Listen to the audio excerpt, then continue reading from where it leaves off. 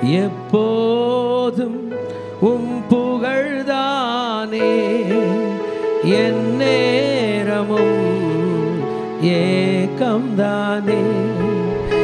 எப்போதும் உம் புகழ்தானே, என் நேரமும் ஏக்கம்தானே. எல்லாமே நீர்தானையா, எல்லாமே நீர்தானையா. அப்பா உம்மை நேசிக்கிறே, ஆர்வமுடன் நேசிக்கிறே. அப்பா உம்மை நேசிக்கிறே, ஆர்வமுடன் நேசிக்கிறே. உந்தன் அன்பு போதுமையா, உறவோ பொருளோ பிரிக்காதையா. உந்தன் அன்பு போதுமையா, உறவோ பொருளோ பிரிக்காதையா. என் நேசர் நீர்தானையா ஐயா, என் நேசர் நீர்தானையா, என் நேசர் நீர்தானையா, என் நேசர் நீர்தானையா. நம்மளாம் சேர்ந்து பாடலாமா? அப்பா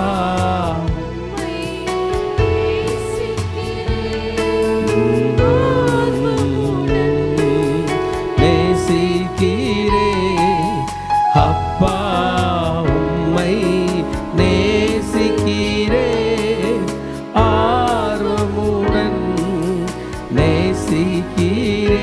கண்ணீர் துடைக்கும் துடைக்கும் காருண்யமே, மன்னித்து மறக்கும் தாயுள்ளமே. கண்ணீர் துடைக்கும் காருண்யமே, மன்னித்து மறக்கும் தாயுள்ளமே. விண்ணக பேரின்பமே, விண்ணக பேரின்பமே. அப்பா உம்மை நேசிக்கிறே, ஆர்வமுடன் நேசிக்கிறே. அப்பா உம்மை நேசிக்கிறே, ஆர்வமுடன் நேசிக்கிறே. ஒரு குறைவின்றி நடத்துகிறீ, ஊழியம் தந்து மகிழ்கிறீ. ஒரு குறைவின்றி நடத்துகின்றீ, ஊழியம் தந்து மகிழ்கிறீ. அருகதை இல்லையா ஐயா, அருகதை இல்லையா. அப்பா உம்மை நேசிக்கிறே, ஆர்வமுடன் நேசிக்கிறே. அப்பா உம்மை நேசிக்கிறே, ஆர்வமுடன் நேசிக்கிறே.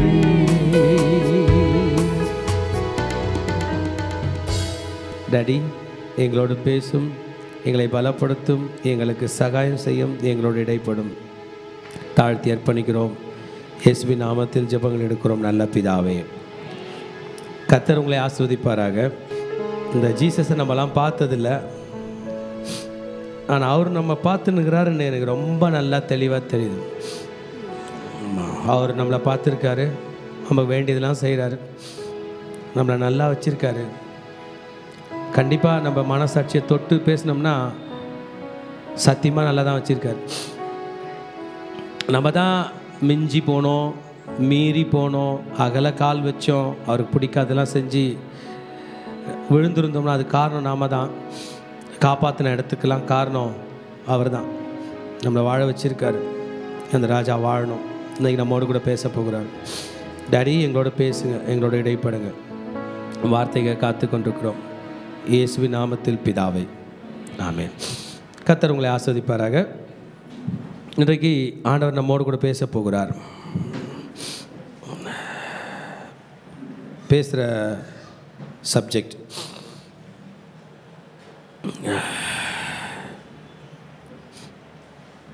இது கடந்த வாரம் நம்ம தாய் சபையில் பேசின அதே சப்ஜெக்ட் அம்மா பேசியிருக்காங்க. அதை நான் இன்றைக்கி பேசுகிறேன். 2 தலைமுறை ஆயத்தப்படு, புறப்படு. 2 generations get set, launch. 2 தலைமுறைகள் ஒன்றாய் சேர்ந்து எழும்ப வேண்டும். எழும்பவில்லை என்றால் வெற்றி அடைய முடியாது. அப்பா சொல்கிறத மகன் கேட்கணும், மகன் சொல்கிறத அப்பா கேட்கணும். ஆவிக்குரிய தலைவன் சொல்கிறத ஆவிக்குரிய பிள்ளைகள் கேட்கணும். ஆவிக்குரிய பிள்ளைகள் சொல்கிறத ஆவிக்குரிய தகப்பன் கேட்கணும். ஞான தாய் தந்தை சொல்கிறத ஞான பிள்ளைகள் கேட்கணும். ஞான பிள்ளைகள் சொல்கிறத ஞான தாய் தந்தை கண்டிப்பாக கேட்டாக வேண்டும் என்பதை இன்றைக்கு நாம் படிக்க போகிற இந்த சப்ஜெக்ட் நமக்கு டீச் பண்ண போகுது. United we stand, divided we fall. ஒன்றுபட்டால் உண்டு நன்மை, கூடி வாழ்ந்தால் கோடி நன்மை. தலைமுறைகள் முரட்டாட்டமாய் வாழ்கிறதை காண்கிறேன். அப்பா சொல்கிறத பிள்ளைங்க கேட்குறதில்ல. பிள்ளைங்க சொல்லுவாங்க, அப்பா நீ சொல்கிறத நான் கேட்கவே மாட்டேன், நான் வேறு வழியில் நீ எனக்கு சோறு போட்டு தான் ஆகணும், நீ சொத்து எழுதி வச்சு தான் ஆகணும். அந்த நிலைமைக்கு பெற்றோரை தள்ளுவாங்க. ஆனால் அது மிகவும் ஆபத்தானது. ஏனென்றால் பிரச்சனை தகப்பனுக்கும் மகனுக்கும், மகனுக்கும் தகப்பனுக்கும் இல்லை. பிரச்சனை என்பது தகப்பனுக்கும் மகனுக்கும் எதிராக வருகிற அமலேக்கியர்களால் தான் என்பதை பற்றி நாம் இன்றைக்கு பார்க்க போகிறோம். அதற்கு எடுத்துக்காட்டாக ஒரு அதிகாரத்தை வாசிக்க போகிறோம். இதில் முக்கியமாக மகன் வழியில் நின்று நமக்கு எடுத்துக்காட்டாக இருக்க போகிறார் யோசுவா என்று சொல்கிற ஒரு தலைவன். தகப்பன் வழியில் நமக்கு எடுத்துக்காட்டாக இருக்க போகிறவர் மோசே என்று சொல்கிற மாபெரும் தலைவன்.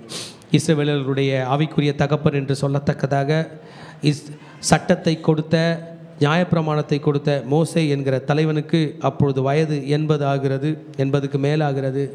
யோசுவா என்று சொல்லுகிற இந்த படைத்தளபதிக்கு 40 வயது தான் ஆகிறது. அப்படி என்ன நடந்தது? இவர்கள் இருவருடைய ஒற்றுமை 80 வயது தகப்பன், 40 வயது மகன், ஆவிக்குரிய தகப்பன், ஆவிக்குரிய மகன். அப்படி என்ன நடந்தது? அதன் ஒற்றுமையினால் எப்படி அவர்கள் வெற்றி கொண்டார்கள் என்பதை பற்றி நாம் இன்றைக்கு பார்க்க போகிறோம். நான் சொன்ன சாப்டர் எடுத்துப்போம், 17ஆம் அதிகாரம் எடுத்துப்போம். 8ஆம் வசனத்திலிருந்து நம்ம கொஞ்சம் டீட்டெயில்டாக படிக்க போகிறோம். 8ஆம் வசனத்தை மகள் அவர்கள் வாசிப்பார்கள். அமலேக்கியர் வந்து ரெவித்தீமிலே இஸ்ரவேலோடு யுத்தம் பண்ணினார்கள். ரைட், இந்த வசனத்தை முதல்ல பார்ப்போம்.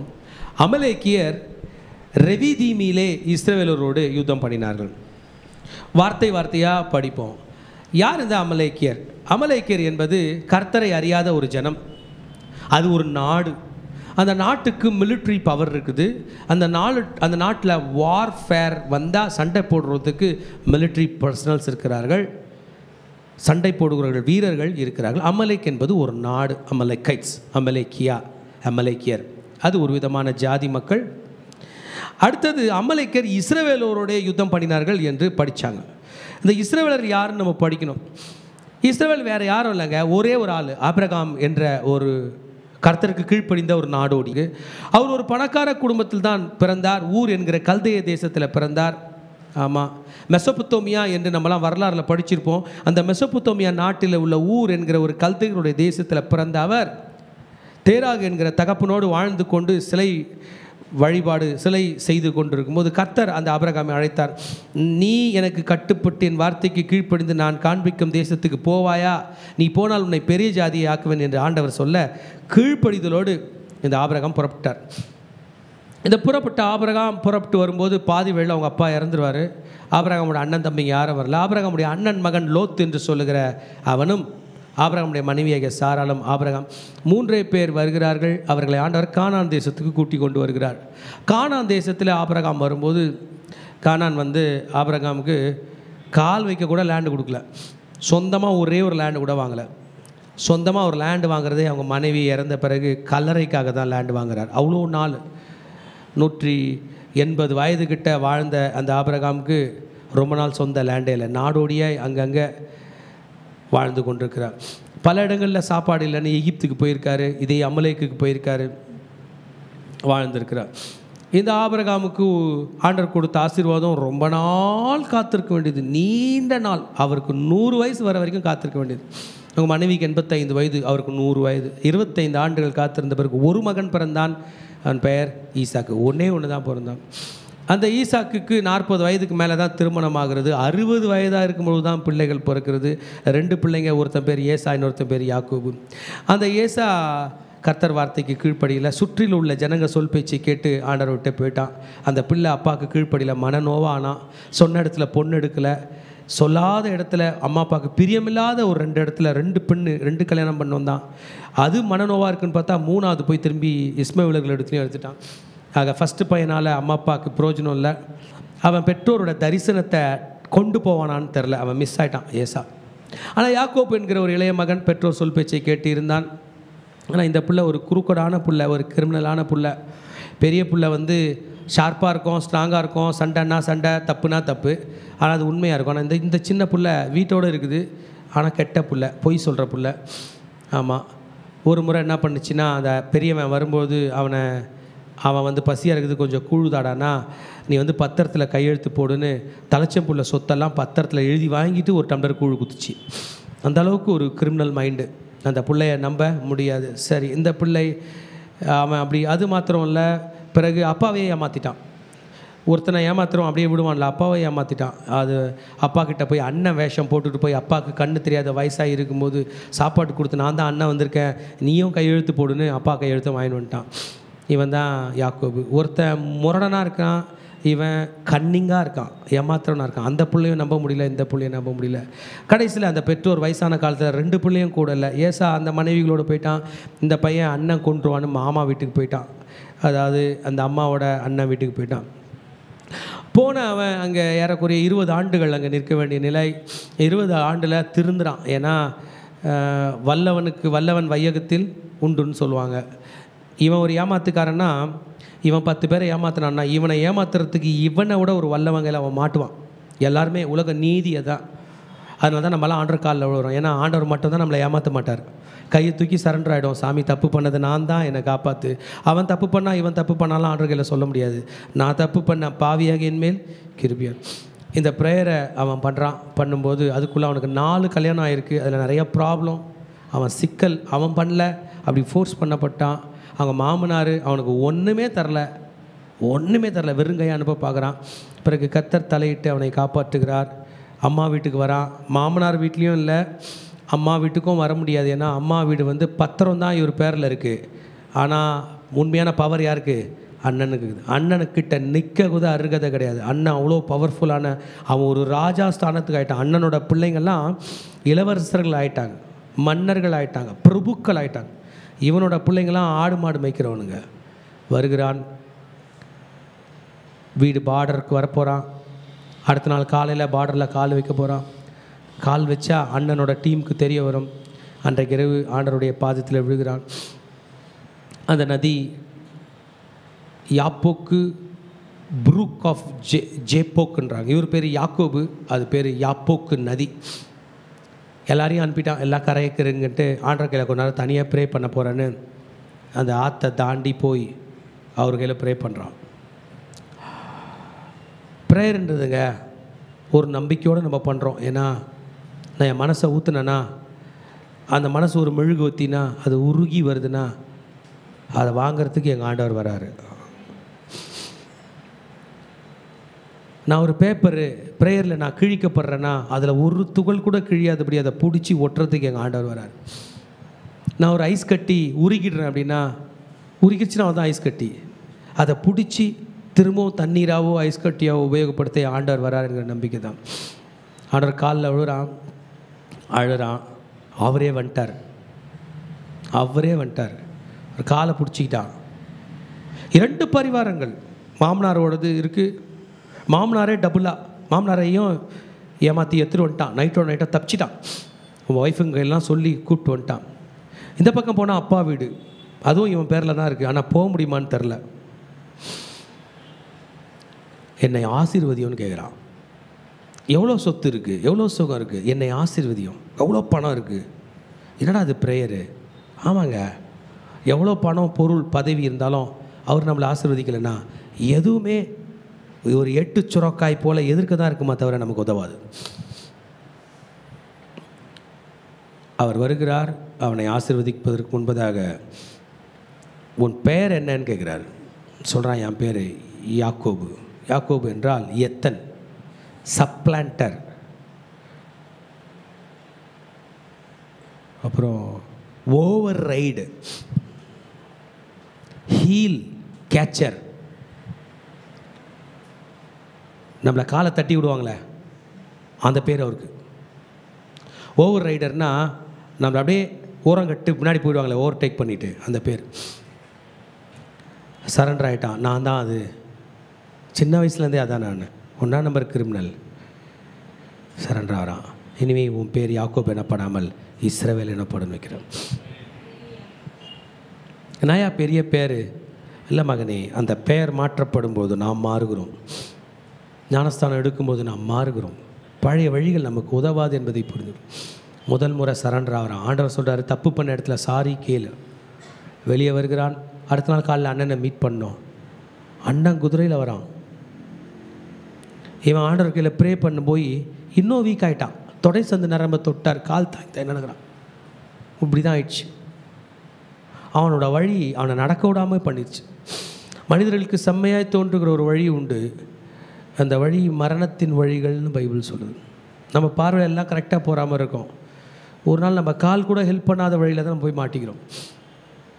7 முறை அண்ணன் வரத்துக்குள்ளே விழுந்து விழுந்து எழுந்துக்கிறான். அந்த குதிரை கிட்ட வரத்துக்குள்ளே அந்த அண்ணன் இவனை கொண்டு வந்தான்னா இஸ்ரவேல் அன்னைக்கு இல்லை. கர்த்தர் கிருபையா அந்த துன்மார்க்கமான அண்ணன் கண்களில் கிருபை கிடைக்க செய்து, பரவாயில்லடா நீ சொத்தை ஏமாற்றிட்டு போயிட்ட, ஆனால் நான் உன்னை ஏமாற்றலை. நான் என் கத்தி முனையில் ஒரு நாடையே ஜெயிச்சு வச்சுருக்கேன். நீ போ, அப்பாவோட சொத்தை எடுத்துக்கோ என்று அனுப்புகிறான். அப்பா வீட்டுக்கு போகிறான். 12 ஆம்பளை பிள்ளைங்க, ஒரு பொம்பளை பொண்ணு, 4 மனைவி. 12 ஆண் பிள்ளைகள், ஒரு பெண் பிள்ளையோடு வாழ்ந்து கொண்டிருக்கிறான். தேசத்தில் கொடிய பஞ்சம். பேர் ஆனால் இஸ்ரவேல். அம்மா இறந்துடுது, அவர் நேசிக்கிற மனைவி இறந்துடுது. இனிமேல் வாழ்ந்து நான் பிரயோஜனம், நீயே போயிட்ட, நான் அது 2க்காக வாழறேன்னு. இனிமேல் அந்த 10 தனியாக வளர்க்க போகிறேன், அது 2 மட்டும் ரொம்ப செல்லமாக வளர்க்க போகிறேன். நான் அவளை மாதிரியே இருக்கேன். பார்த்தா இந்த 10 ஆடு மேய்க்க போகுது. போனதுங்க எங்கே போச்சுன்னே தெரில. எங்கே இருக்கானா, உயிராக இருக்கானான்னு தெரில. பல மாதமாக காணோம். அதனால் இந்த யோசேப்பை கூப்பிட்டாரப்பா, அண்ணனுங்க போனானுங்க காணோம், நீ ஞானமுள்ள புள்ள, புத்திசாலி புள்ள, இந்த சாப்பாடெலாம் எடுத்து போய் கொடுத்துட்டு பத்திரமா போயிட்டு அண்ணனுங்களை பார்த்துட்டு விசாரிச்சுட்டு வந்துருப்பா அப்படின்னு இந்த மகனை அனுப்புகிறார். போனவன் வரல. ரொம்ப நாள் கழிச்சு அந்த 10 பேர் வரானுங்க. ஒரு ட்ரெஸ்ஸை எடுத்துகிட்டு வந்து, அப்பா இது வந்து சிங்கம் கடிச்சு போச்சா என்னான்னு தெரில, இது உன் பையனோட சட்டையை பாருனா. அவன் பையனோட சட்டை. அதை எடுத்து முகத்தில் வைத்து கொண்டு அழுகிறான். ஐயோ, இனிமேல் நான் வந்து சாகும்போது கூட நிம்மதி இல்லாதாண்டா சாகணும். பிறப்புலேருந்தே நிம்மதி இல்லாமல் வந்தேன். என் வழியில் பல தொல்லைகள் ஃபேஸ் பண்ணேன். இப்போ சாகும்போதும் நிம்மதி இல்லை அப்படின்ற நிலமையில் தான் நேசித்த மனைவியின் வழியில் பிறந்த யோசேப்பை இழந்து அந்த கடைசி குழந்தைய பத்திரமா வளர்க்குறான்.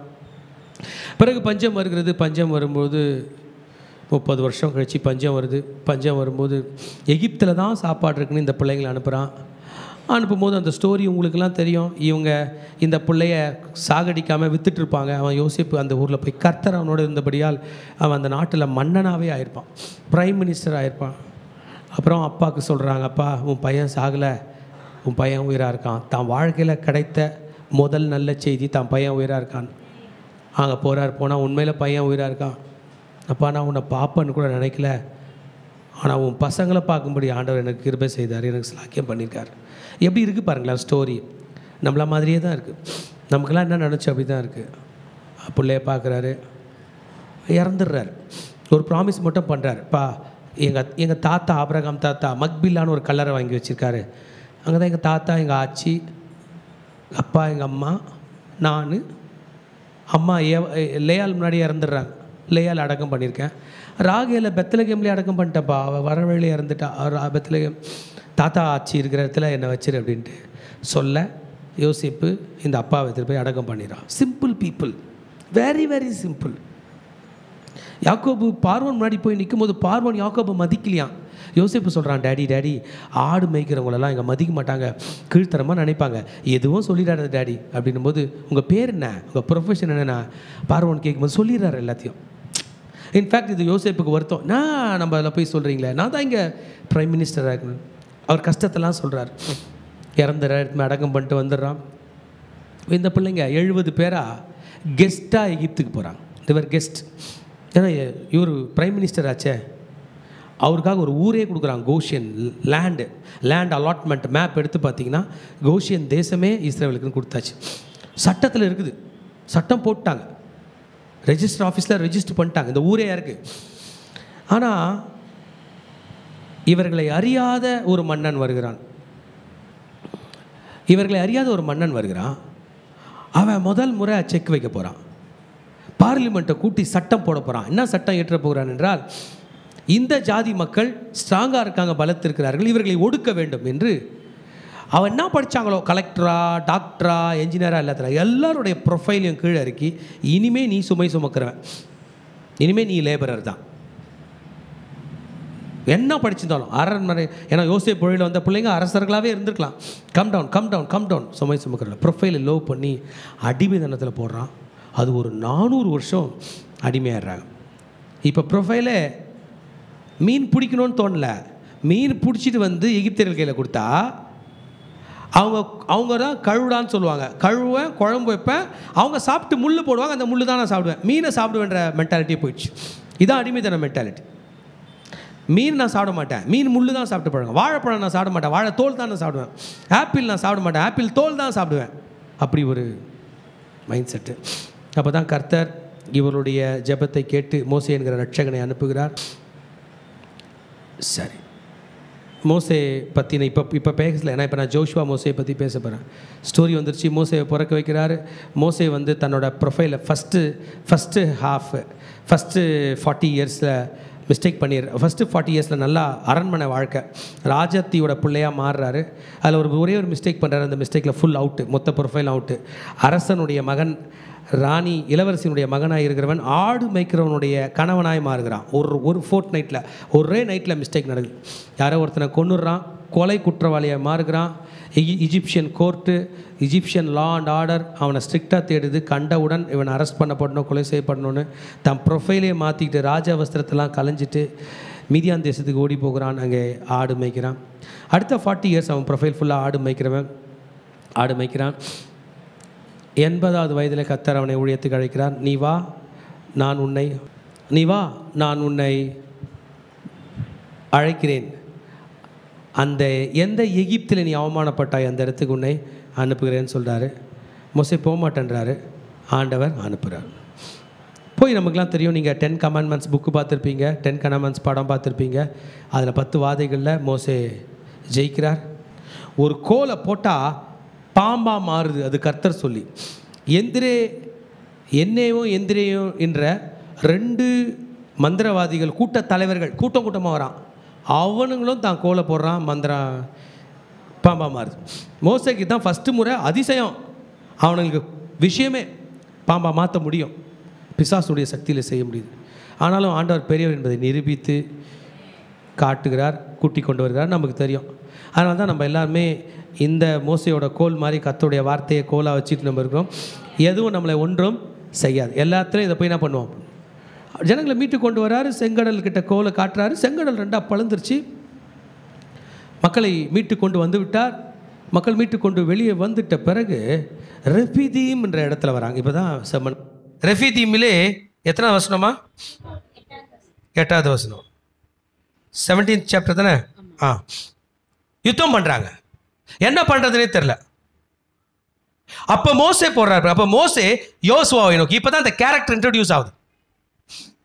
இவ்வளோ நேரம் மோசே ஆரோன். திடீர்னு ஒரு வாலிப பையன் இன்ட்ரடியூஸ் பண்ணுறாங்க. அவருக்கு 40 வயசு. அப்பொழுது மோசே யாரை நோக்கி? யோசுவாவை நோக்கி. இப்போதான் யாரு? அப்போ வந்துட்டாங்க. யோசுவாவை பார்த்து ஒரு கட்டளை கொடுக்க போறார். அமலேக்கியரோட யோசுவாவை நோக்கி, நீ நமக்காக மனிதரை தெரிந்து அப்பொழுது மோசே யோசுவாவை நோக்கி, நீ நமக்காக மனிதரை தெரிந்து கொண்டு புறப்பட்டு அமலேக்கோடே யுத்தம் பண்ணு. நாளைக்கு நான் மலை உச்சியில் தேவனுடைய கோலை என் கையில் பிடித்து கொண்டு நிற்பேன் என்றான். யோசுவாவை கூப்பிட்டு, யோசுவா சண்டை ஸ்டார்ட் ஆயிடுச்சு, அவன் பேக் யார்ட்ல இருந்து வந்து அடிக்கிறான், பின்னாடி பக்கம் அடிக்கிறான். இன்னைக்கு கூட நல்லா தெளிவாக புரிஞ்சுங்க திருச்சபையே, எதிரி நமக்கு முன்னாடி வர போகிறதில்ல, பின்னாடி தான் வருவான். அதனால தான் பைக் ஓட்டுற பிள்ளைங்களாம் முன்னாடி கண்ணாடி வைங்கன்னு சொல்கிறோம். இந்த கண்ணாடி பார்த்து தான் ஓட்டணும். முன்னாடி இருக்கிறவன் நேரில் வந்து இடிக்கக்கூடாதுன்னு மீடியன்லாம் போட்டு அவன் ஆப்போசிட் டிராஃபிக்கில் போகிறான். பின்னாடி தான் ஆபத்து. பின்னாடி ரொம்ப கவனமாக இருக்கணும். நம்முடைய முதுகு ஸ்ட்ராங்காக இருக்கணும்னா நம்ம பிள்ளைங்க நம்ம பின்னாடி வரணும். அதுதான் இப்போ விஷயம். மொத்தம் வேஸ்ட்டு. 80 வயசில் அந்த தடி வச்சுக்கிற தாத்தா என்னத்த பண்ணுவார்? ஒன்றுமே பண்ண முடியாது. யோசுவாவை கூப்பிட்டு சொல்றார், ஜோஷுவா நீ நமக்காக மனிதரை தெரிந்து கொண்டு. உனக்கு ஒரு ரெஸ்பான்சிபிலிட்டி இருக்கு ஜோஷுவா. சொல்லுங்கப்பா, அப்பான்னு கூப்பிட்டுருப்பான்னு நினைக்கிறேன், ஏன்னா அவருக்கு 80. சொல்லுங்கப்பா, உனக்கு ஒரு ரெஸ்பான்சிபிலிட்டி. என்னப்பா? நீயே ஜனத்தை தேர்வு செஞ்சுக்கோ. நான் சொன்னா கேட்க மாட்டாங்களே, இவ்வளோ நாள் நீங்க தானே சொல்லியிருந்தீங்க, நீங்க சொன்னா வருவாங்க. நான் நோ எக்ஸ்கியூஸ், டைம் இல்லை மகனே அதுக்கெல்லாம். நீ ஜனங்களை தெரிந்து கொண்டு புறப்பட்டு அமலேக்கரோட யுத்தம் பண்ணு. நீ ஸ்டார்ட் பண்ணி தான் ஆகணும். ஹல்லேலூயா, ஆமென். யார் கூட ஃபைட் பண்ணு? அமலேக்கரோட. இவர் யாரு? யோசுவா. யோசுவா படைத்தளபதி கிடையாது. இவருக்கும் ரைட்டுக்கும் லெஃப்ட்டுக்கும் வித்தியாசம் தெரியாது. சண்டைன்னு ஒன்று ஸ்கில்ஃபுல்லாக தெரிஞ்சவர் மோசே தான். அவருக்கு 80 வயசு ஆயிடுச்சு. அவர் ஈஜிப்டில் சண்டை போட்டார். மீதி பேர்லாம் ப்ரொஃபைல் லோ பண்ணிட்டான். என்னது? வீடு கட்டுற வேலை தான். அவங்க வீட்டில் போடுற சாப்பாடு சாப்பிட்ற மச்சம், கொமுட்டிக்காய், வெள்ளரிக்காய், வெள்ளை பூண்டு, இதுதான் அவங்க ஃபுட்டு. கோதுமை, அரிசி, parotta, biryani, chicken 65, pizza, pasta ஒன்றுமே கிடையாது. வெறும் மச்சம், கொமுட்டிக்காய், வெள்ளரிக்காய் தான். டக்குன்னு ஒரு ரெஸ்பான்சிபிலிட்டி வருது. ஜோஷுவா நீ ஸ்டார்ட் பண்ணும். ஹல்லேலூயா.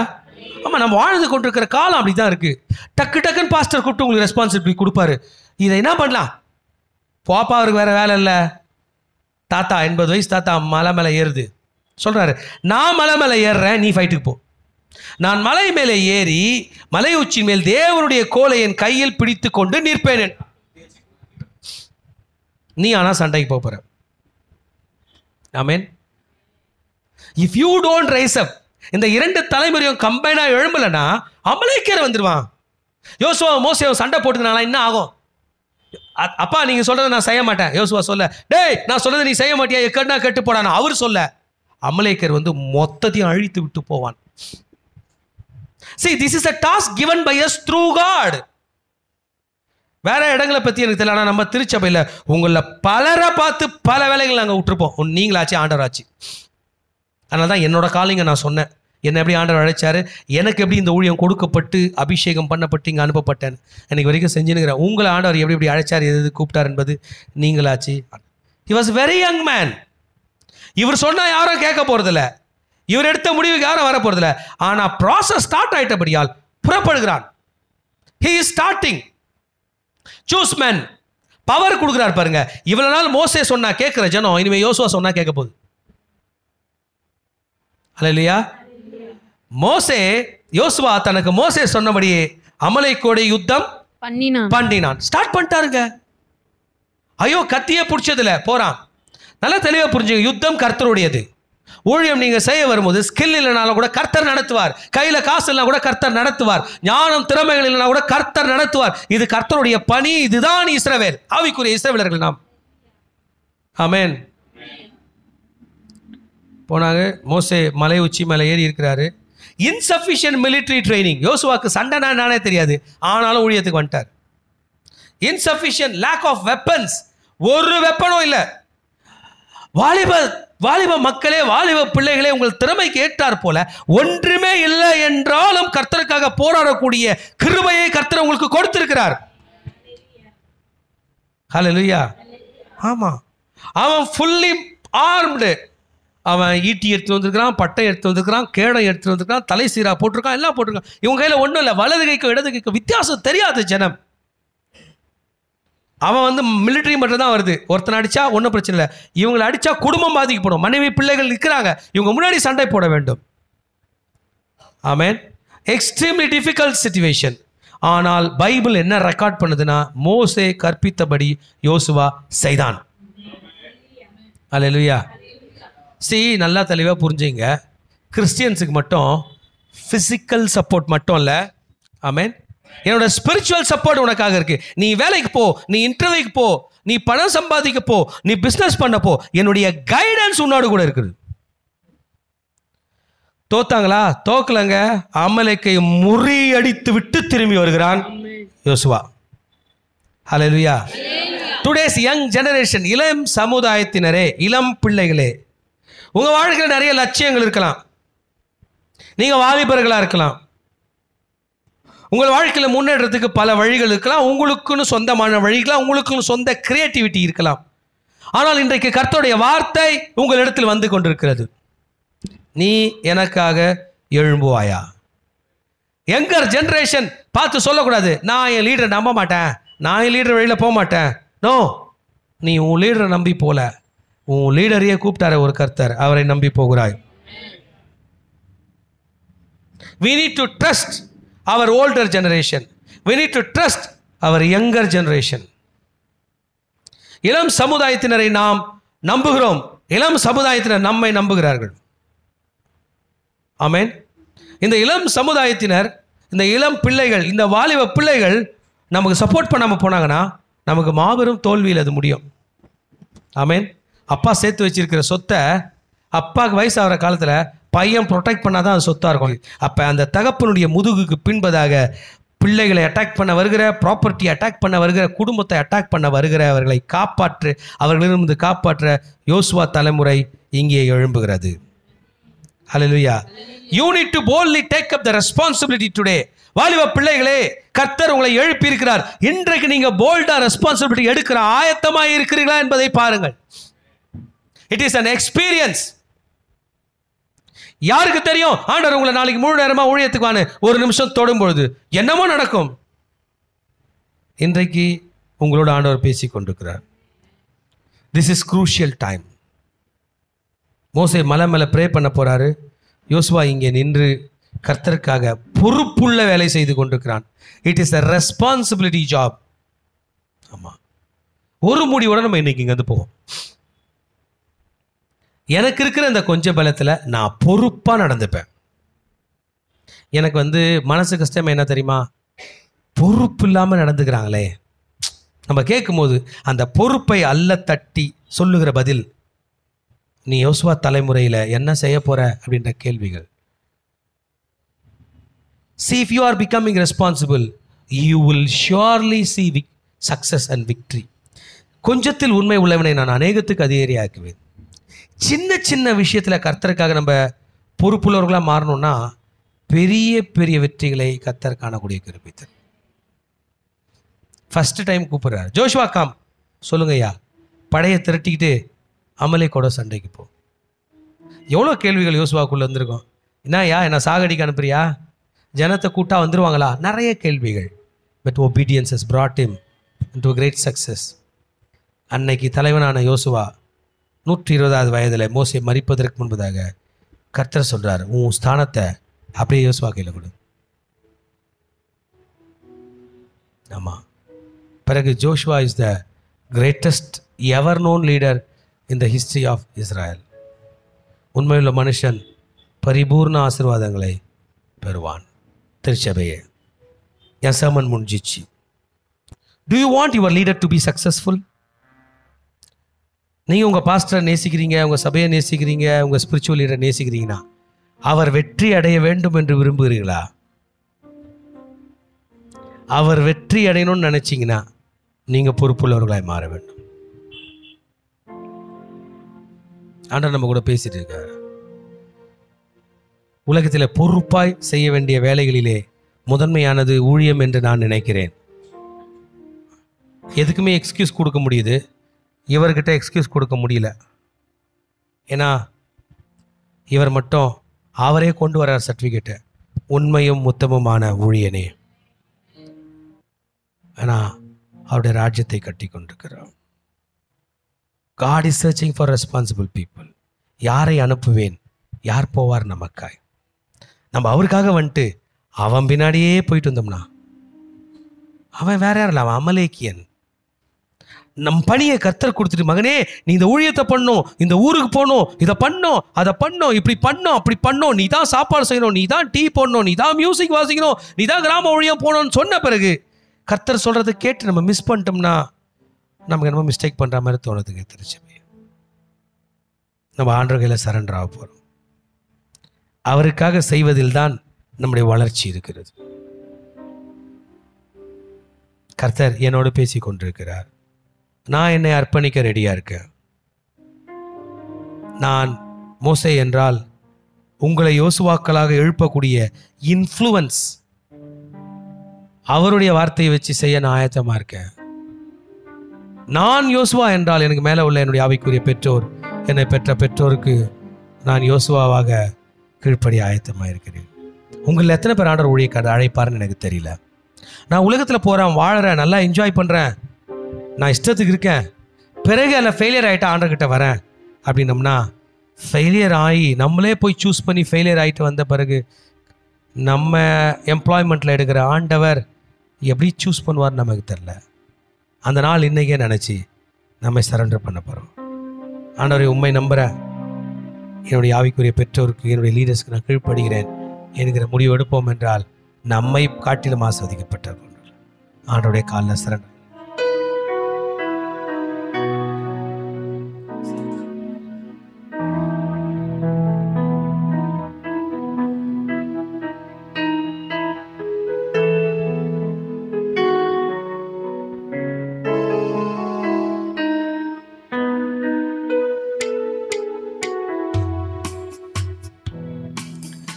உந்தன் அன்பு போதுமையா, உறவோ பொருளோ பிரிக்காதையா. உந்தன் அன்பு போதுமையா, உறவோ பொருளோ பிரிக்காதையா.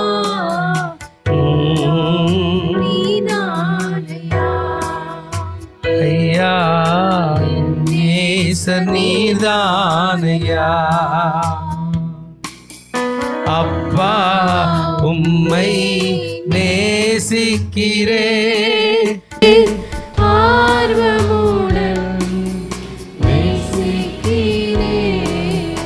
அப்பா உம்மை நேசிக்கிறேன், ஆர்வமுடன் நேசிக்கிறேன்.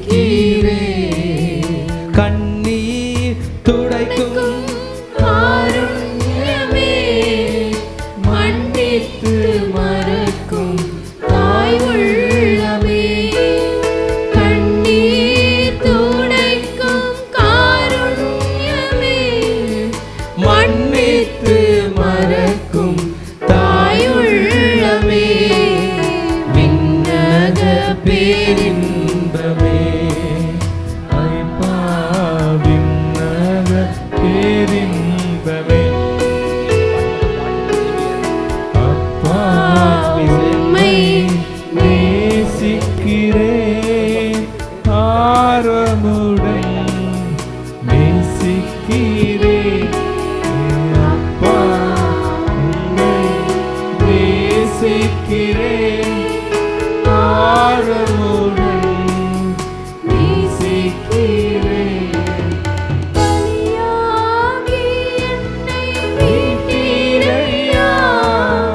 பாவங்கள் சுமந்து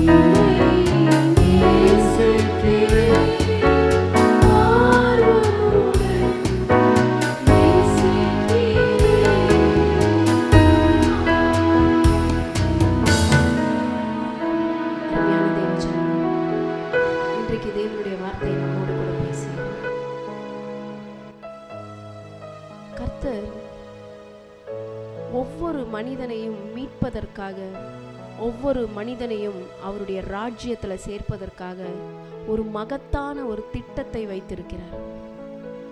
God has a plan and purpose for every human being in this world. நம்மளுடைய வாழ்க்கையை நம்ம யோசித்து பார்ப்போமே. கிறிஸ்துவுக்குள்ள வருவதற்கு முன்பாக, கிறிஸ்துவாகிய நம்முடைய தேவனை தெரிந்து கொள்வதற்கு முன்பாக நம்முடைய வாழ்க்கை எப்படி இருந்தது?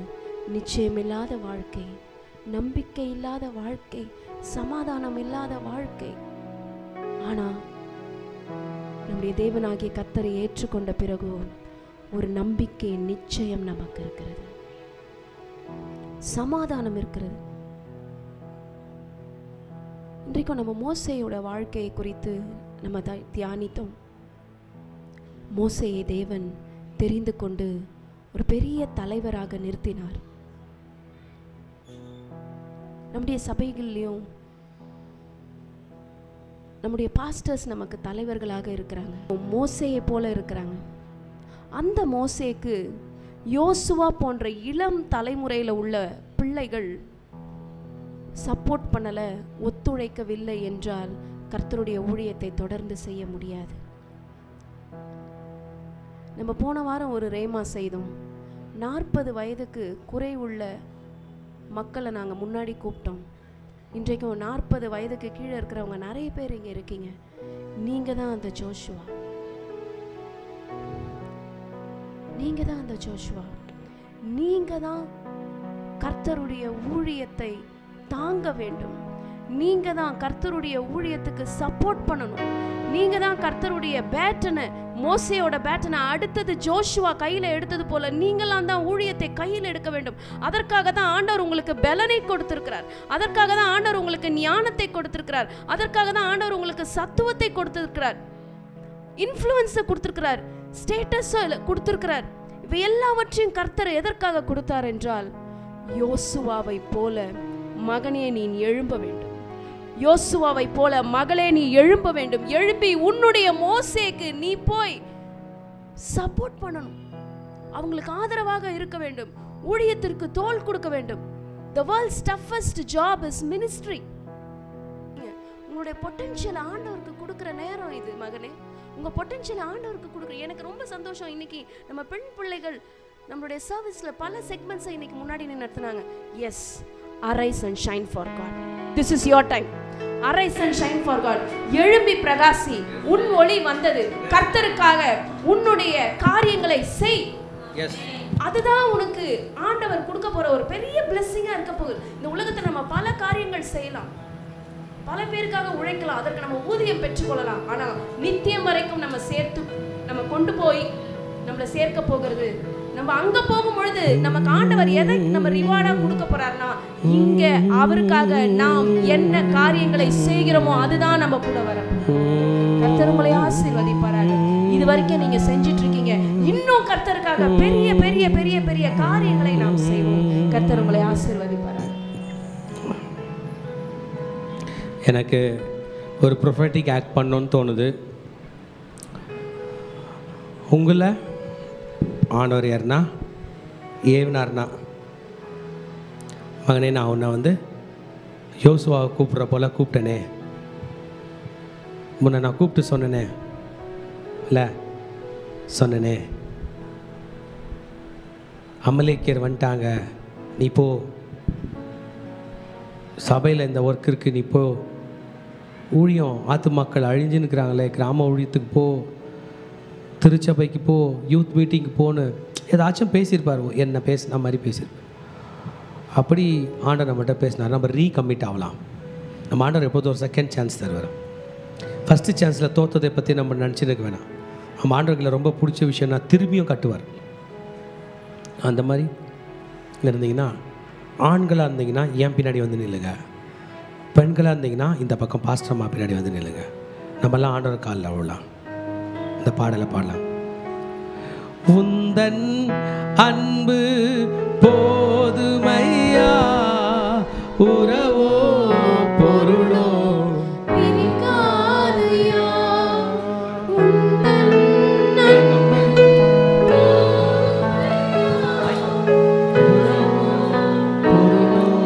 நான் சொல்கிறது புரிஞ்சுருப்பீங்கன்னு நினைக்கிறேன்.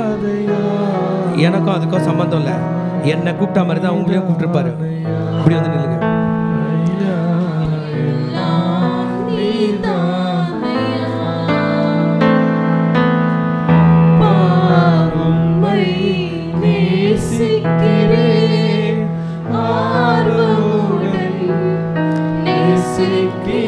கர்த்தர் உங்களை அழைத்திருந்தார்னா இது வா மகனே, அது வா மகனே, வர தரும். நல்ல முன்னாடி வந்துருங்க. இங்க ஸ்பேஸ் விடுங்க.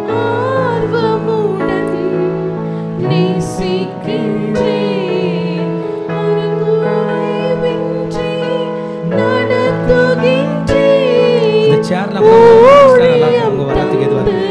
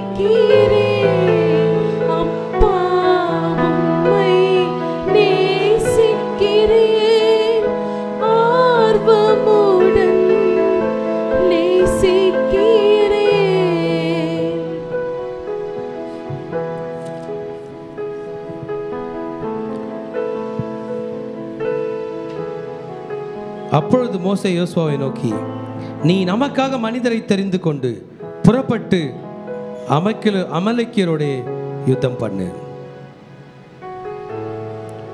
யோசுவா, நீ தனியாக போவாத, ஒரு டீமோட புறப்படு. அப்படின்னா என்ன சொல்கிறாருன்னா, ஆண்டவர் நம்மளை ஊழியம் பண்ண சொல்கிறார், சீஷர்களை உருவாக்கும்படி சொல்கிறார். நீ ஏன் தனியாக இருக்க யோசுவா? நீ தனியாக இருந்தீன்னா வேஸ்ட்டு, உன்னால் பிரயோஜனம் இல்லை. யோசுவா மட்டும் தனியாக அமலேக்கியர் கூட போயிருந்தாருன்னா என்ன இருக்கும்? அமலேக்கியர் வந்து ஜனங்கள்லாம் கொண்டுட்டு மலை மேலே ஏறி மோசையை கொண்டிருப்பான். Follow the strategy carefully. நீ நமக்காக மனிதரை தெரிந்து கொண்டு, இந்த வேர்டு பாருங்களேன், நமக்காக. ஆண்டவருடைய ராஜ்யத்தை இந்த வருஷம் கர்த்தர் கட்டப்போகிறார். நமக்கு ஆண்டவர் லேண்டு தரப்போகிறார், திருச்சபையை கட்டப்போகிறார். ஆனால் நாம் பொறுப்புள்ளவர்களாக மாறப்போகிறோம். ஒரு நிமிஷம் இதயத்தில் கை வச்சு ப்ரே பண்ணுங்கள், நான் ரெடி ஆண்டவரை. ஆனால் இன்றைக்கி பண்ணுற ப்ரேயர் வந்து திரும்பி திரும்பி நம்ம போயிடக்கூடாது. அம்மா, அப்போ ஆண்டவர் கொடுத்துக்கிட்டே இருப்போம், நம்ம வாங்கிட்டே இருப்போம், நமக்கு வயசாகிடும். திரும்பி போனோம்னா ஒரு நாள் லைஃப்பில் ஜீசஸை எல்லோரும் மீட் பண்ணணும். அந்த நேரத்தில் அவர் வந்தார்னா, இதெல்லாம் வீடியோ எடுத்து காட்டினார்னா என்ன, அப்போ நம்ம என்ன பண்ணுவோம்? உன்னை எப்படி காப்பாற்றினேன், உன்னை எப்படி வாழ வச்சேன், உன் கஷ்டத்தில் எப்படி காப்பாற்றினேன், உனக்கு எப்படி உயிர் கொடுத்தேன், நான் உனக்கு கொடுத்த உயிர் பிச்சையாச்சே, உன் கடன்லேருந்து காப்பாற்றினேன், வியாதியிலேருந்து காப்பாற்றினேன் எல்லாம் சொல்லுவார். ஆனால் நான் என்ன சொல்லியிருக்கேன், நீ என்ன பண்ண, அந்த ஒரு பயம் நமக்கு எல்லாருக்குமே இருக்கிறது. Today is the day to surrender. இந்த வார்த்தை நம் மனதுக்குள்ளே போகிறது. 2 தலைமுறைகள் ஒன்றாய் சேர்ந்து நடந்தால்தான் ஊழியம் நடக்கும். புதன்கிழமை ப்ரேயருக்கு 2 தலைமுறைகள் ஒன்றாக சேர்ந்தால் தான் அந்த ஃபாஸ்டிங் ப்ரேயர் சக்ஸஸ்ஃபுல்லாக வரும். தெலுங்கு சர்ச்சு 2 தலைமுறைகள் ஒன்றாய் சேர்ந்தால் தான் தெலுங்கு திருச்சபை. சண்டே சர்வீஸில் ஆத்துமாக்கள் வளர்வது 2 தலைமுறைகள் ஒன்றாய் சேர்ந்தால்தான். ஓஎம்ஆர் திருச்சபை 2 தலைமுறைகள் ஒன்றாய் சேர்ந்தால்தான். சபையில் உள்ள ஒவ்வொரு ஊழியமும் 2 தலைமுறைகள் ஒன்றாக சேர்ந்தால்தான். நான் மட்டும் தனியாக செய்வேன் என்பதும் வெற்றி அல்ல, நான் அவருக்கு சப்போர்ட் பண்ண மாட்டேன் என்பதும் வெற்றி அல்ல. திருச்சபையே அன்னைக்கு கர்த்தர் அனைவரையும் நேசிக்கிறார். உங்களால் எவ்வளோ பேரால் வந்து இங்கே பாஸ்ட் அம்மாவை தொட முடியுமோ நீங்கள் தொட்டுக்குங்க. ஒருவேளை பாஸ்ட் அம்மாவை தொட முடியலன்னா பாஸ்ட் அம்மாவுக்கு பின்னாடி உள்ள லீடர்ஸை நீங்கள் தொட்டுங்க. நம்ம கோவொர்க்கர்ஸ்லாம் முன்னாடி வாங்க, இங்கே வாங்க. பிரின்ஸ் வந்து பியானோ வாசிக்கிட்டோம், நீங்கள் முன்னாடி வந்து நில்ல. கோவொர்க்கர்ஸ் முன்னாடி நில்லுங்க, கரெக்டாக லைனில் நில்லுங்க.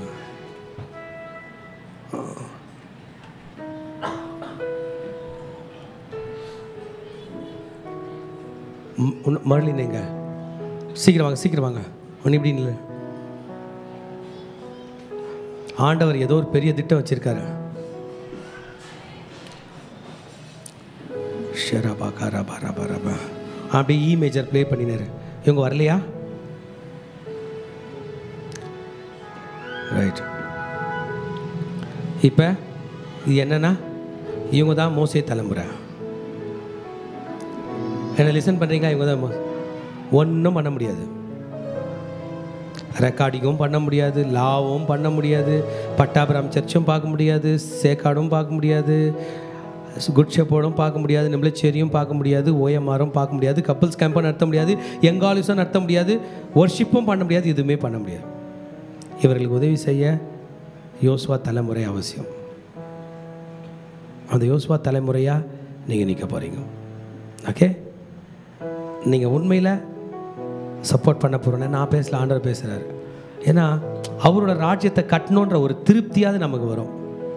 இல்லைனா நம்ம எதுவுமே இல்லை, நம்ம வீடு சொத்து சோகம்லாம் ஒரு நாள் போயிட போகுது. நம்ம கஷ்டப்பட்டு சேர்த்துனா கூட இன்னொருத்தான் அந்த பேரில் பண்ணி நம்மளை விட்டுற போகிறான்.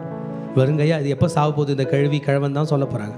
அவருக்காக செஞ்சது மட்டும்தான் நம்ம பரலோகம் வரைக்கும் வந்து சேரப்போகுது. இப்போ நீங்கள் பாஸ்டமா மேலே கை வைங்க. இது மோசே தலைமுறைனா, இது யோசுவா தலைமுறை. இப்போ இது மோசே தலைமுறைனா, நீங்களாம் யோசுவா தலைமுறை. ஆமேன். கை வைங்க. கர்த்தர் உங்களை ஏவனார்னா கை வைங்க. சும்மா எல்லாம் பண்ண வேணாம். ஏவனார்னா அப்படியே கை வைங்க. அதே மாதிரி தான் நான் கர்த்தர் என்னை அழைச்சிருக்காரு, நான் இங்கே வந்திருக்கேன். என் பின்னாடி ஹாரிஸ் மாதிரி ஆளுங்க வந்து ஊழியம் பண்ணுறாங்க. அப்போ நீங்கள் என்ன சொல்கிறீங்கன்னா, ஐ வில் பிகம் ரெஸ்பான்சிபிள். நான் பொறுப்பாக செய்ய போகிறேன். ஆமேன். ரைட். நீங்கள் இதே ப்ரொசீஜர் ஆண்கள் சைடும் பண்ணுங்கள். நான் இப்போ ஜெபம் பண்ண போகிறேன். கை வைங்க. ஷத ரபாதா ரபாதா லபா ரகாதா ரபாதா ரபா ரபாதல ஷீரகாதா ரபாதா ரபாதா லபர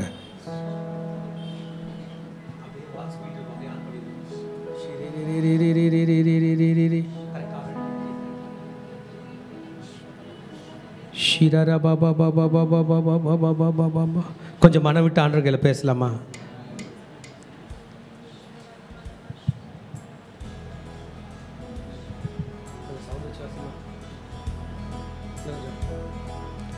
உந்தன் அன்பு போதுமையா, உறவோ பொருளோ பிரிக்காதையா. உந்தன் அன்பு போதுமையா, உறவோ பொருளோ பிரிக்காதையா. என் நேச நீதானையா ஐயா, என் நேச நீதானையா. அப்பா உம்மை நேசிக்கிறேன், ஆர்வமுடன் நேசிக்கிறேன்.